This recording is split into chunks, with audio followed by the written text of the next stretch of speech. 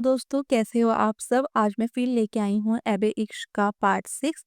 ये इसका last part है। आई होप आप लोगों को ये स्टोरी अच्छी लग रही है तो कमेंट और लाइक करना मत भूलिएगा, शेयर करना भी मत भूलिएगा और सब्सक्राइब करना तो प्लीज़ मत भूलिएगा। ओके, तो चलिए जल्दी से शुरू करते हैं इसका लास्ट पार्ट।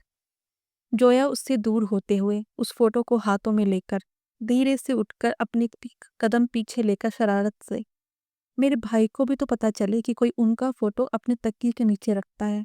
किसी को आदत हो गई है उन्हें देखने की, कोई दिल के हाथों मजबूर हो गया है, किसी को उनसे प्यार हो गया है। माही उसकी बात सुन हैरान से उसके पीछे भागते हुए, जोया नहीं नहीं रुको, तुम ऐसा नहीं कर सकती मेरे साथ, फोटो वापस करो, तुम हमारी दोस्त हो यार। जोया रुको यार, चुड़ैल मेरे साथ तो रुक, ऐसा नहीं कर सकती तू यार, रुक ना। लेकिन जोया कहाँ रुकने वाली थी। जोया के शोर मचाने के डर से माही उसे पकड़ते हुए सीधे शहबाज के कमरे तक पहुंच गई। शहबाज अपनी मेज पर बैठा कुछ लिख रहा था। उसने पहले जोया को हाँफते हुए अंदर आते हुए देखा। भाई किसी के तकिए के नीचे आपकी फोटो मिली है, कोई मोहब्बत में है। तभी माही भागते हुए उसके हाथ से फोटो लेकर हाँफने लगी। जोया उसे देख मुस्कुराते हुए कमरे से भाग गई। माही शहबाज को देख तुरंत वहां से जाने के लिए पलटी। तभी शहबाज ने उसका हाथ पकड़ा, उसे रोका। माही शर्म से आंखें बंद की। वो मैं जोया को कुछ गलतफहमी हुई है। शहबाज उसके सामने आकर, तुम मेरी फोटो अपने तकिए के नीचे रखकर सोती हो, इतना अच्छा लगता हूँ मैं तुम्हें माही। माही कुछ ना बोली। शहबाज उसका चेहरा देख मुस्कुरा कर, जो आंखें कह रही हैं जुबा को भी तो इजाजत दो, वो भी कह दें जो मेरा दिल सुनना चाहता है। माही ने उसकी आंखों में देखा, जहां ऐसी नरमी थी जो माही को निहत्था कर रही थी। माही ने लंबी सांस ली। उसने तय कर लिया था कि अब और नहीं छुपाना। वह अंदर आई और शहबाज की मेज पर अपनी गणित की किताब जोर से रखी। ये क्या है? शहबाज ने पूछा। ये मेरी नफरत का अंत है, माही ने शहबाज की आंखों में सीधे देखते हुए कहा। उसकी आवाज़ में एक अजीब सी हिम्मत थी। मुझे मैथ्स नहीं आती, मुझे सलीके से रहना नहीं आता, और मुझे तो ये भी नहीं पता कि तुम जैसे परफेक्ट इंसान को खुश कैसे रखते हैं। वह एक कदम और करीब आई।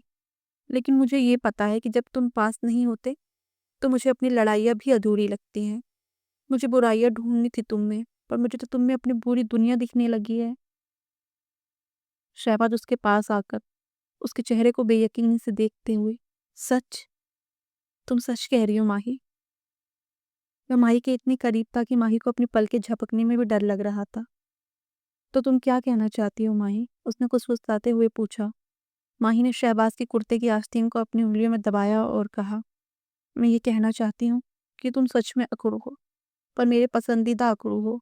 क्या तुम अपनी पूरी जिंदगी मेरी इन बेवकूफ़ियों को झेलने के लिए तैयार हो? शहबाज उसे देख दिल से मुस्कुराकर उसके हाथ अपने हाथों में लेकर उन्हें चूमते हुए, ये फैसला तो मैंने तभी कर लिया था जब तुम्हें देख दिल धड़कना भूल गया था। कहीं ये ख्वाब तो नहीं है? माही नजर झुकाकर मुस्कुराकर, नहीं, ये हकीकत है।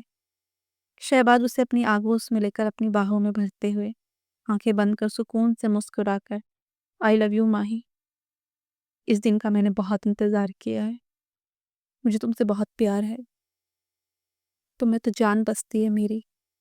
माही आंखें बंद कर मुस्कुराते हैं, आई लव यू टू। पूरा घर रोशनी से जगमगा रहा था। फूलों की महक और पकवानों की खुशबू हवा में घुली हुई थी। आज माही और शहबाज का निकाह था। माही लाल रंग के भारी जोड़े में सजी अपनी सहेलियों के बीच बैठी थी। उसका चेहरा शर्म और खुशी से दमक रहा था। तभी अम्मी कमरे में आई। उनके हाथ में आज भी वही मिठाई का डब्बा था, लेकिन आज उनकी आंखों में शिकायत नहीं बल्कि सुकून के आंसू थे। ले, खा ले, आज तो मुंह मीठा कर ले, अम्मी ने माही को पुचकारते हुए कहा।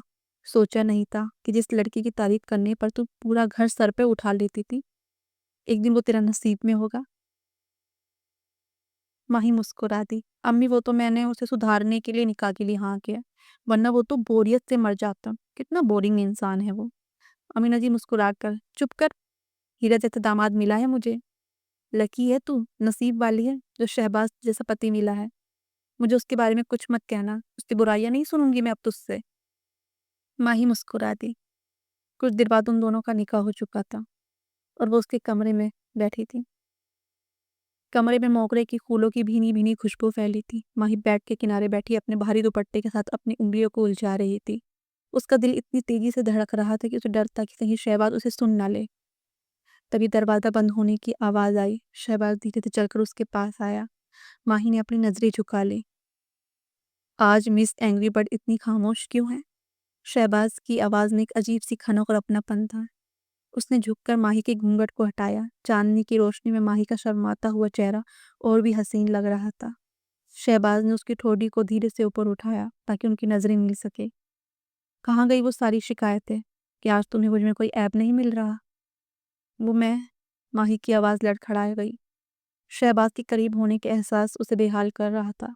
शहबाज़ ने बहुत नज़ाकत से माही के चेहरे पर झूलती उसकी झुमकी को छुआ, फिर उसकी गालों को अपनी हथेलियों से भर लिया। उसका स्पर्श रेशम जैसा नरम था, लेकिन उसमें एक तपिश थी जिसने माही के पूरे वजूद में आग लगा दी थी। माही, शहबाज़ की आवाज़ अब एक धीमी फुसफुसाहट बन गई थी। वह थोड़ा और करीब झुका, यहाँ तक कि उनके माथे एक दूसरे से जुड़ गए। आज से तुम्हारी हर शरारत मेरी है और मेरा हर सुकून तुम्हारा। माही ने धीरे से अपनी आंखें बंद कर ली। शहबाज़ की गर्म सांसें अब उसके होठों को बेहद करीब थी। शहबाज़ ने कुछ पल के लिए इंतजार किया, जैसे वह उसकी इजाज़त मांग रहा हो। माही ने धीरे से उसके कुर्ते को अपनी मुट्ठी में भींच लिया।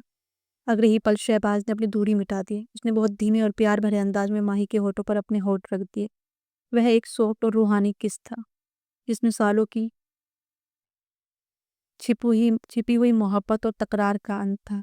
उस लम्हे में माही को समझ आया कि जिसे वह अब तक दुश्मनी समझ रही थी, वह दरअसल रूह का रूह से मिलना था। शहबाज़ ने पीछे हटकर माही के माथे को चूमा और उसे अपनी बाहों में समेट लिया। अब तुम मेरी हो, तुम मेरी हो माही, हमेशा के लिए। फुर्सत से मुझ में ऐब ढूंढना। माही ने इठलाते हुए अपना हाथ आगे बढ़ाया। उसके हाथ पर लगी मेहंदी के बीचों बीच शहबाज़ का नाम छुपा हुआ था। उसने शर्माते हुए कहा, ढूंढ तो लिया है एक बहुत बड़ा ऐब। शहबाज़ की भौहें तन गई। अच्छा, और वो क्या है? यही कि तुम निकाह के बाद भी इतने साफ सुथरे और सलीकेदार रहने वाले हो। लेकिन मुझे तो वो शहबाज़ पसंद है जिसके बाल में बिखेर सकूं और जिसकी किताबों पर अपने चाय के दाग छोड़ सकूं, जिसके कमरे को मैं पूरा बिखेर दूं। शहबाज़ हंसा। उसने माही का हाथ अपने हाथों में ले लिया। मंजूर है। आज से मेरी हर किताब तुम्हारी चाय के दागों में है, दागों की, और मेरी हर सुबह तुम्हारी शरारतों की हकदार है। उसने अपनी जेब से एक छोटा सा तोहफा निकाला। वह एक सोने का पेंडेंट था जिस पर एक तरफ एम और दूसरी तरफ एस लिखा था। लेकिन जब माही ने उसे गौर से देखा तो उसके पीछे छोटे अक्षरों में लिखा था, माई फेवरेट प्लो, मेरे सबसे पसंदीदा ऐप। सब कहते हैं मैं परफेक्ट हूँ, शहबाज ने उसके माथे को चूमते हुए कहा, लेकिन मेरी परफेक्शन को पूरा सिर्फ तुम्हारी ये कमियां ही करती हैं। घर के बाहर आतिशबाजी शुरू हो गई थी। माही ने शहबाज के कंधे पर सर रख दिया था। उसे अब किसी और की ऐप की तलाश नहीं थी, क्योंकि उसे अपनी ज़िंदगी की सबसे खूबसूरत खामी मिल गई थी। उसे उसकी मोहब्बत मिल गई थी। The end. और ये कहानी यहीं पे ख़त्म होती है। आई होप आप लोगों को ये कहानी अच्छी लगी होगी। मुझे तो बहुत अच्छी लगी।